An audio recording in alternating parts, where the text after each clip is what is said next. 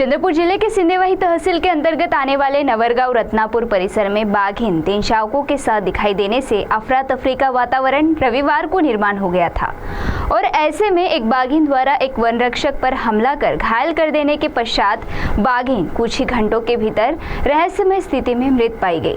मां के बिना निराधार जीवन जीने वाले 3 शावकों की स्थिति इस समय क्या है, देखते हैं इस खबर में। हाल ही में सिंदेवाही तहसील के नवरगांव रत्नापुर परिसर में एक बाघिन की मृत्यु रहस्यमय तरीके से हो गई थी और अब उसके तीनों भी शावक निसर्ग के भरोसे हो गए हैं। गौरतलब है, रविवार दोपहर के समय यह बाघिन अपने 3 शावकों के साथ नवरगांव रत्नापुर रोड पर स्थित मक्के के खेत में दिखी थी। बाघिन उसके शावकों के साथ दिखने पर इस परिसर में बड़ी संख्या में नागरिक इकट्ठा हुए और ऐसे में बाघिन ने एक वन रक्षक पर हमला कर उसे जख्मी कर दिया था। मगर इस घटना के कुछ ही समय बाद बाघिन एक धान के खेत में रहस्यमय तरीके से मृत पाई गई। वहीं पशु वैद्यकीय टीम द्वारा की गई प्राथमिक जाँच में इस बाघिन की मृत्यु तीव्र उष्णाघात और काफी तनाव के चलते हुआ है, ऐसा अनुमान लगाया जा रहा है। हालांकि पोस्टमार्टम की रिपोर्ट के बाद ही अधिकृत तौर पर यह स्पष्ट होगा कि इस बाघिन की मौत किन कारणों से हुई। हालांकि इस समय लगातार बढ़ते तापमान के चलते वन्य जीवों के ऊपर भी एक संकट मंडराया हुआ है। मां से दूर हुए तीनों भी शावक इस समय मक्के के खेत में हैं और उनकी मां आएगी इस उत्सुकता के साथ में राह देख रहे हैं। ये शावक तकरीबन 10 से 11 महीने की होने की बात कही जा रही है और वे शिकार करने में परिपक्व होने की भी बात कही जा रही है। वन विभाग की टीम ने